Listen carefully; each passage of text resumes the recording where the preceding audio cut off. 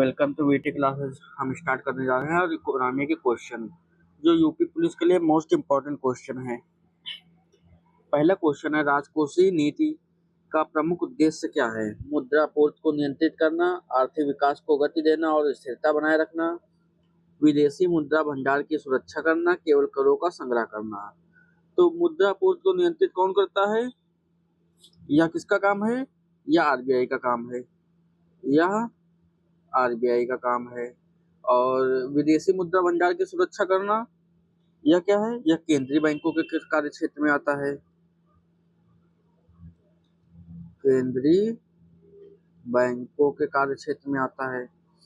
और केवल केवल करों का संग्रहण करना, यह क्या है? यह एक साधन है, मतलब यह नीति का एक साधन है। तो हमारा बच्चा कौन? आर्थिक विकास को गति देना और स्थिरता बनाए रखना। तो हमारा आंसर बी नंबर आंसर यही सही हो जाएगा। बी नंबर आंसर यही सही। नेक्स्ट क्वेश्चन है, बैंक दर में वृद्धि का क्या प्रभाव पड़ता है? ऋण महंगा हो जाता है, ऋण सस्ता हो जाता है, निवेश बढ़ता है, मुद्रास्फीति बढ़ती है। तो क्या हो जाता है? बोलो। ऋण महंगा हो जाता है। इसका ये पहला आंसर ही सही है। ऋण महंगा हो जाता है। जब जब क्या होता है? बैंक दर वह मतलब ऋण महंगा क्यों होता है? बैंक दर क्या है? आपसे पूछे बैंक दर क्या है? बैंक दर वह दर है जिस पर आरबीआई वाणिज्य बैंकों को लंबी अवधि के लिए उधार देता है। जो आरबीआई है, ये आरबीआई है जो कॉर्पोरेटिव बैंक है, उनको लॉन्ग टाइम के लिए उधार देता है। उधार देता है, लॉन्ग टाइम के लिए उधार देता है। कॉर्पोरेटिव बैंक वाणिज्य बैंकों के लिए लंबे समय के लिए उधार देता है। ठीक है। और ऋण सस्ता हो जा ऋण महंगा हो जाता है बैंक दर के हिसाब से। और ऋण सस्ता कब होता है? बताओ। और जो ऋण महंगा और कब होता है? तो बैंकों की लागत बढ़ती है। जब आरबीआई कॉर्पोरेटिव बैंक को लॉन्ग टर्म के लिए उधार देगा तो बैंकों की लागत बढ़ती है, जिससे वे ग्राहकों के लिए ब्याज दरें बढ़ा देते हैं और ऋण महंगा हो जाता है। ये है। नेक्स्ट क्वेश्चन आ जाओ। भारत में राष्ट्रीय आय का आकलन करने वाली नोडल एजेंसी कौन सी है? नीति आयोग, वित्त मंत्रालय, राष्ट्रीय सांख्यिकी कार्यालय, एनएसओ, भारतीय रिजर्व बैंक। एनएसओ का फुल फॉर्म जानते हो आप लोग? National statistical office. एनएसओ सांख्यिकी कार्यालय। इसका ऑप्शन, इसका जो उत्तर है यही सही है। एनएसओ ही सही है। एनएसओ। नीति आयोग का क्या काम है? योजना और नीति बनाना। वित्त मंत्रालय क्या करता है? बजट और राजकोषीय घाट प्रबंधन होता है वित्त मंत्रालय का। आरबीआई को तो जानते ही हैं आप लोग। ठीक है। नेक्स्ट क्वेश्चन है, लारेंज वक्र का उपयोग किसे मापने के लिए किया जाता है? बेरोजगारी दर, मुद्रास्फीति की दर, आय का विवरण और आर्थिक विकास दर। तो किसके लिए मापने के लिए किया जाता है? बताओ। आय का वितरण, असमानता। आय का वितरण।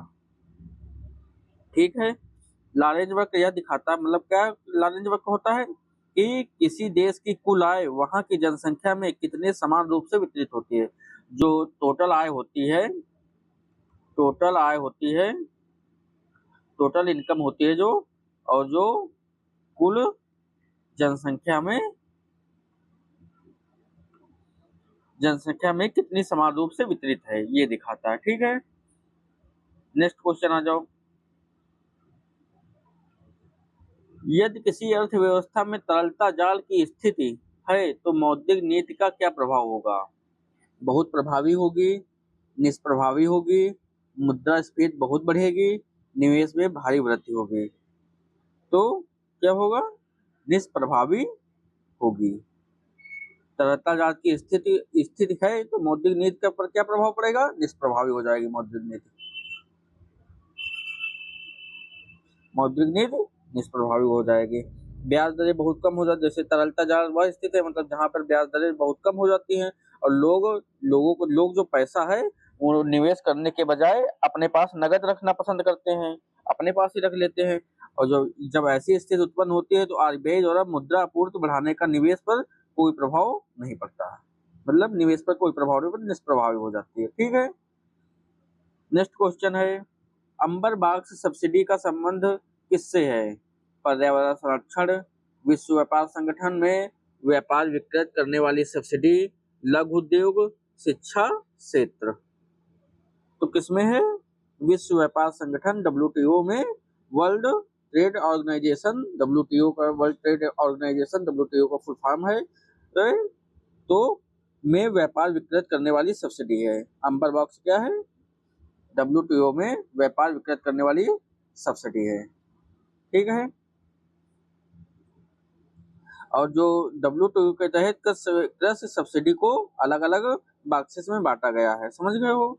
अंबर बॉक्स में वे सब्सिडी आती हैं जो उत्पादन और व्यापार को सीधे प्रभावित करती हैं, जैसे MSP है, हाँ, जिन्हें कम करने की सीमा तय होती है। जो MSP है वो कहाँ पर आती है? अंबर बॉक्स में, लिख देते हैं अंबर बॉक्स में MSP। ठीक है,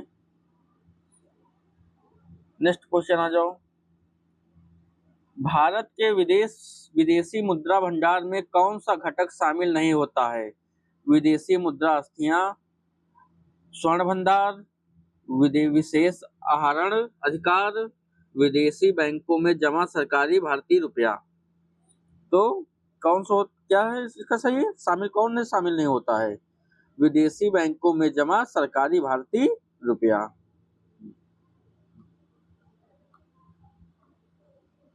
यही नहीं शामिल होता है। ठीक, यह घटक नहीं शामिल है। और विदेशी मुद्रा भंडार में 4 चीजें जो होती हैं, कौन सी होती हैं?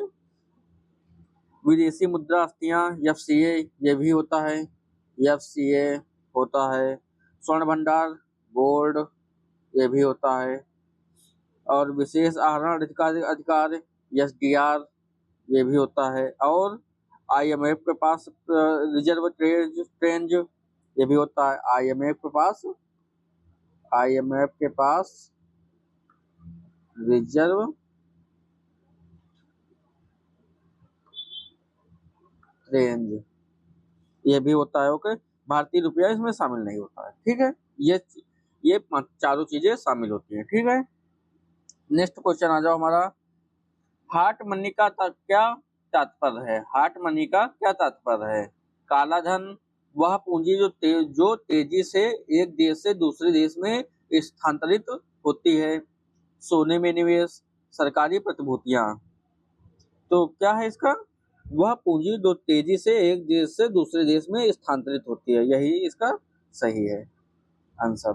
हार्ट मनी का तात्पर्य यही है, मतलब ऐसी विदेशी पूंजी है जो ऊंचे ब्याज दरों या अकालिक अल्पकालिक, मतलब जो छोटे समय के लिए अल्पकालिक लाभ की तलाश में बहुत जल्दी एक बाजार से दूसरे बाजार में चली जाती है। हाँ, जैसे क्या होता है? पोर्टफोलियो निवेश, लिख देते हैं इसे पोर्टफोलियो निवेश। ठीक है, नेक्स्ट क्वेश्चन आ जाओ। सकल मूल्य वर्धन GVA का सूत्र क्या है? GDP प्लस सब्सिडी माइनस कर, GDP माइनस सब्सिडी प्लस कर, GDP प्लस कर माइनस सब्सिडी, GDP प्लस मूल्यह्रास। तो क्या है इसका? GDP प्लस सब्सिडी माइनस कर। तो कहां पर है GDP प्लस सब्सिडी माइनस कर? पहला ही सही है, GDP प्लस सब्सिडी माइनस कर। ठीक है, नेक्स्ट क्वेश्चन है,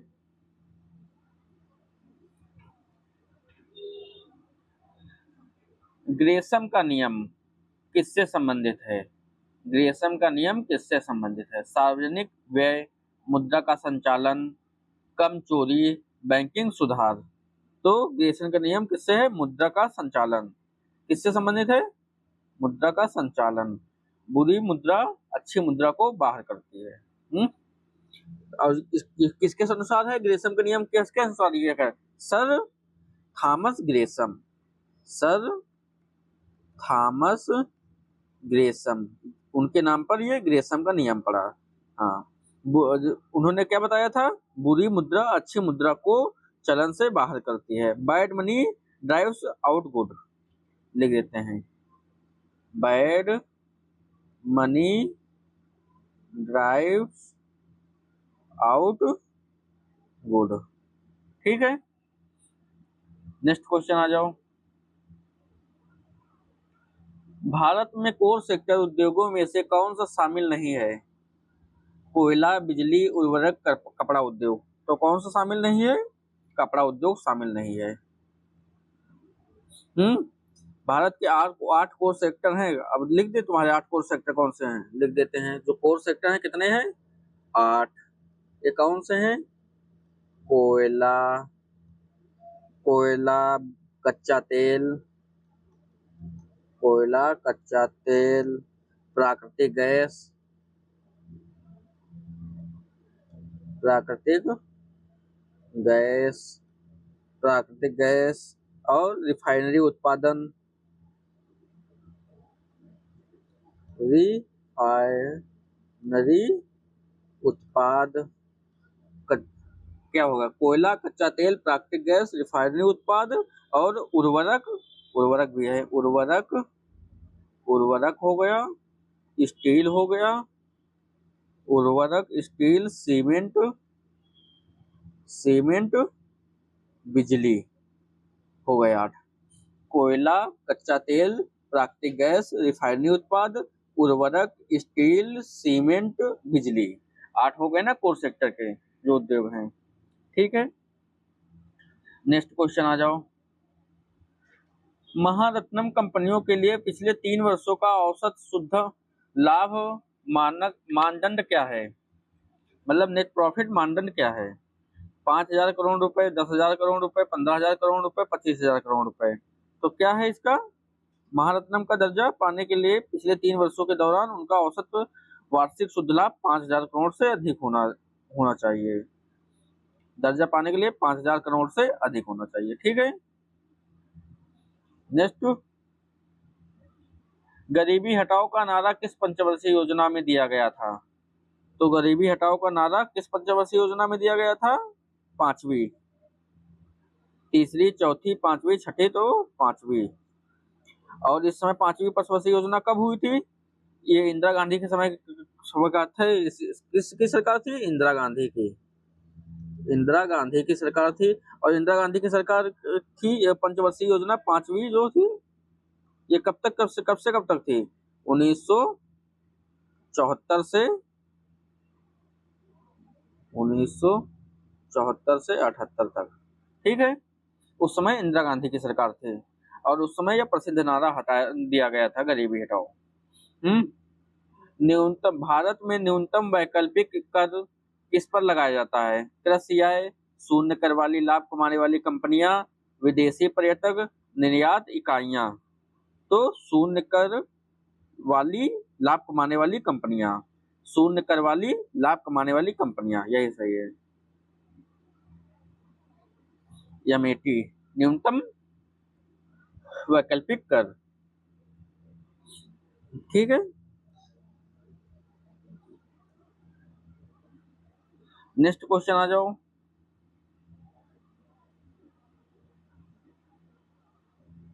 स्टैगफ्लेशन का अर्थ क्या है?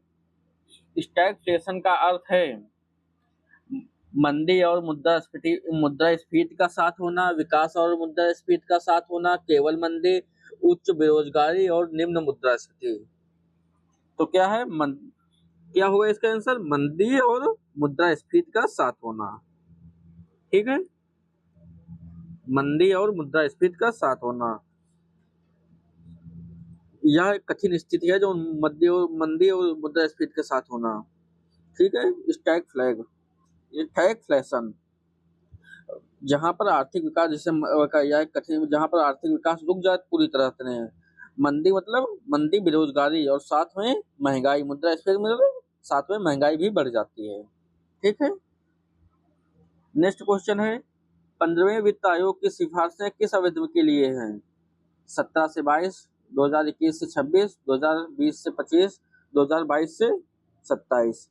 तो किस अवधि के लिए हैं? 2021 से 26, 2021 से 26। ठीक है। और जो 2021 थी, एनके सिंह की अध्यक्षता वाले 15वें वित्त आयोग की सिफारिशें वर्ष 2021 से 22 से 2025-26 तक के लिए लागू हैं। किसके सिफारिशें वाली? एन के सिंह, एन के सिंह की अध्यक्षता। कौन अध्यक्ष हैं? एन के सिंह, एन के सिंह अध्यक्ष है। ठीक है। नेक्स्ट क्वेश्चन आ जाओ। राजकोषीय घाटा क्या दर्शाता है? कुल व्यय माइनस राजस्व प्राप्तियां, सरकार की कुल उधारी की आवश्यकता, राजस्व घाटा प्लस ब्याज भुगतान, बजट घाटा। तो क्या घाटा दर्शाता है? सरकार की कुल उधारी की आवश्यकता, सरकार की कुल उधारी की आवश्यकता। ठीक है। B number answer. कुल व्यय और कुल राजस्व के बीच का अंतर जो है वो यह बताता है कि सरकार को कुल कितना ऋण लेना है। ठीक है। नेक्स्ट क्वेश्चन आ जाओ। भारत में सेवा कर सर्विस टैक्स कब शुरू किया गया था? 1991, 1994, 95, 2000, 2005। तो कब शुरू किया गया था? 1994, 95, 1994, 95। जो चलाया समिति थी, चलाया समिति की सिफारिश पर डॉक्टर मनमोहन सिंह द्वारा 1994-95 में मात्र 3 सेवाएं जो लागू की गई थी सर्विस टैक्स के नाम। मात्र 3 सेवाएं कौन सी? टेलीफोन, बीमा और शेयर ब्रेकिंग पर इसे शुरू किया गया था। लिख देते हैं चलाया समिति, चलाया समिति, चलाया समिति। और उसमें कौन था पीएम? डॉक्टर मनमोहन सिंह। उस समय कौन था? डॉक्टर मनमोहन सिंह। 3 सेवाएं कौन कौन सी? टेलीफोन और बीमा और शेयर ब्रेकिंग। ठीक है। शेयर ब्रेकिंग 3 सेवाएं शुरू हुई थी। ठीक है। नेक्स्ट क्वेश्चन आ जाओ। ऑपरेशन फ्लड का संबंध है बाढ़ नियंत्रण, दुग्ध उत्पादन, मत्स्य पालन, जल संरक्षण। तो किससे है? दुग्ध उत्पादन से। और दुग्ध उत्पादन इसे और क्या कहा जाता है? श्वेत क्रांति, श्वेत क्रांति। ठीक है। श्वेत क्रांति जिसे वर्गीज कुरियन के नेतृत्व में शुरू किया गया था। किसके नेतृत्व में?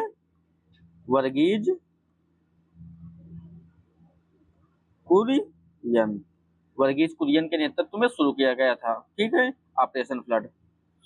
नीति आयोग के प्रथम उपाध्यक्ष कौन थे? अरविंद पनगड़िया, मोंटेक सिंह आहलूवालिया, राजीव कुमार, सुमन बेरी। तो कौन थे? अरविंद पनगड़िया। और नीति आयोग का गठन कब हुआ था? 1 जनवरी 2015 को हुआ था। इसके पहले अध्यक्ष अरविंद पनगड़िया थे। लिख देते हैं नीति आयोग कब गठन होगा? 1 जनवरी 2015 को। ठीक है। नेक्स्ट क्वेश्चन आ जाओ। और जो नीति आयोग के अध्यक्ष पीएम होते हैं, उपाध्यक्ष अनवीर और कौन थे? अरविंद जी थे। ठीक है। नेक्स्ट क्वेश्चन है एंजल टैक्स का संबंध है स्टार्टअप्स द्वारा उचित बाजार मूल्य से अधिक मूल्य पर जारी शेयर, धार्मिक दान, आयकर में छूट, शेयर बाजार में सट्टा। शेयर बाजार में सट्टा। तो इसका आंसर क्या है? एंजल टैक्स का संबंध है किससे? स्टार्टअप्स द्वारा उचित बाजार मूल्य से अधिक मूल्य पर जारी शेयर। ठीक है, पहला आंसर सही है। जैसे क्या होता है, स्टार्टअप क्या होता है, जैसे अनलिस्टेड कंपनी जो होती हैं वो अपने शेयरों को फेयर मार्केट वैल्यू से ज्यादा कीमत पर बाहरी निवेशकों को, जो बाहरी इन्वेस्टर होते हैं, विदेशी इन्वेस्टर बाहरी निवेशकों को बेचती हैं। तो उस अतिरिक्त आय पर लगने वाले कर को एंजल टैक्स कहते हैं। ठीक है, समझ में आ गया? जो बाहरी निवेशक होते हैं उन पर, मतलब जो अपने शेयर होते हैं वो फेयर मार्केट वैल्यू से ज्यादा कीमत पर बाहरी निवेशकों को बेचती हैं, तो उस अतिरिक्त आय पर जो टैक्स लगता है उसे एंजल टैक्स कहते हैं। आ गया होगा समझ में, हमें लगता है आप लोगों को। ठीक है, नेक्स्ट क्वेश्चन आ जाओ। सकल घरेलू उत्पाद की गणना में मूल्यह्रास को घटाने पर क्या प्राप्त होता है? जीएनपी, एनडीपी, एनएनपी, व्यक्तिगत आय। तो क्या प्राप्त होता है? एनडीपी, शुद्ध घरेलू उत्पाद, एनडीपी। ठीक है, एनडीपी बराबर क्या होता है? जीडीपी माइनस मूल्यह्रास। एनडीपी बराबर जीडीपी माइनस मूल्यह्रास। ठीक है, नेक्स्ट क्वेश्चन आ जाओ।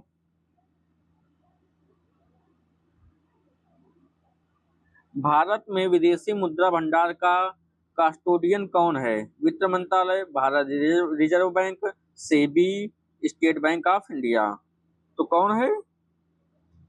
आरबीआई, भारतीय रिजर्व बैंक,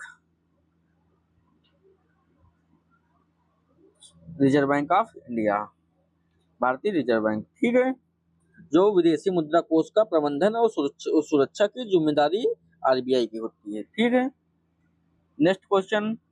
मुद्रा गुणक मुख्य रूप से किस पर निर्भर करता है? आरक्षित नकद अनुपात, रेपो दर, रेपो रेट कहने जा रहे थे, रेपो रेट या रेपो दर वही है, बैंक दर, reverse repo rate, reverse repo दर। तो किस पर होता है? आरक्षित नगद अनुपात, सीआरआर। ठीक है, सीआरआर। ठीक है, सीआरआर के रूप में व्यक्त किया जाता है कि बैंक जितना कम पैसा रिजर्व में रखेंगे, बाजार में उतना ही अधिक ऋण बनेगा, मतलब पैसा बनेगा। ठीक है, नेक्स्ट क्वेश्चन आ जाओ। भारत में न्यूनतम समर्थन मूल्य एमएसपी किसके सुझाव पर तय होता है? किसके सुझाव पर तय होता है? कृषि मंत्रालय, सीएससीपी, कृषि लागत एवं मूल्य आयोग, नीति आयोग, नाबार्ड। तो किसके सुझाव पर तय होता है? सीएससीपी, कृषि लागत एवं मूल्य आयोग। और अंतिम निर्णय जो होता है, मतलब अंतिम निर्णय क्या होता है?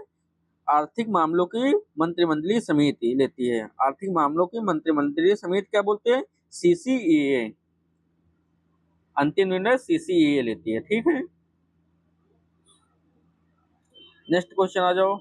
कौन सा दर केंद्र सरकार द्वारा लगाया जाता है पर राज्यों द्वारा वसूला जाता है? आयकर, स्टाम्प शुल्क, कॉर्पोरेट टैक्स, सीमा शुल्क।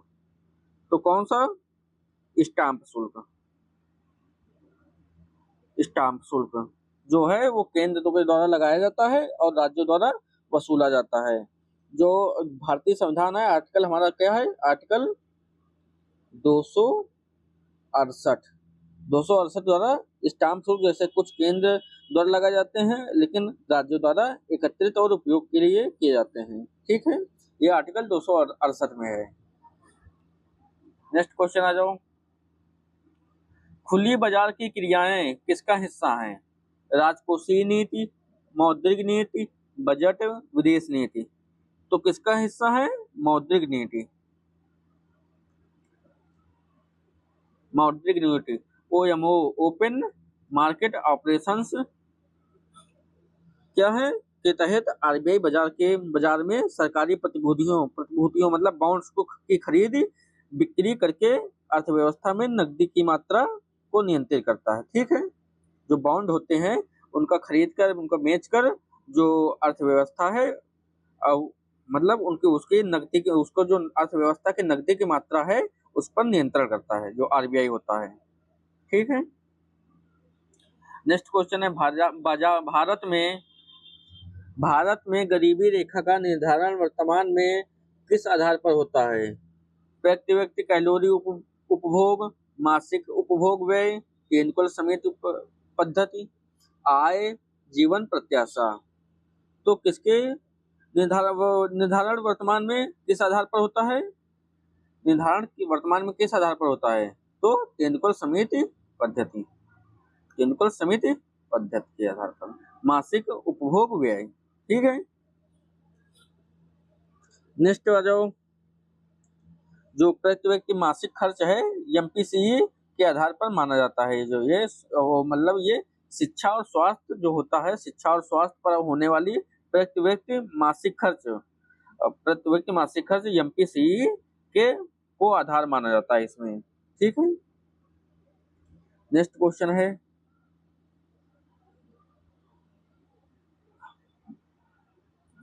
विशेष आहरण अधिकार एसडीआर किसके द्वारा जारी किया जाता है? विश्व बैंक, अंतर्राष्ट्रीय मुद्रा कोष, विश्व व्यापार संगठन, एशियाई विकास बैंक। तो किसके द्वारा? अंतर्राष्ट्रीय मुद्रा कोष के द्वारा होता है, आईएमएफ के द्वारा, अंतर्राष्ट्रीय मुद्रा कोष के द्वारा। ठीक है। इसे पेपर गोल्ड भी कहा जाते हैं। क्या कहते हैं? Paper gold.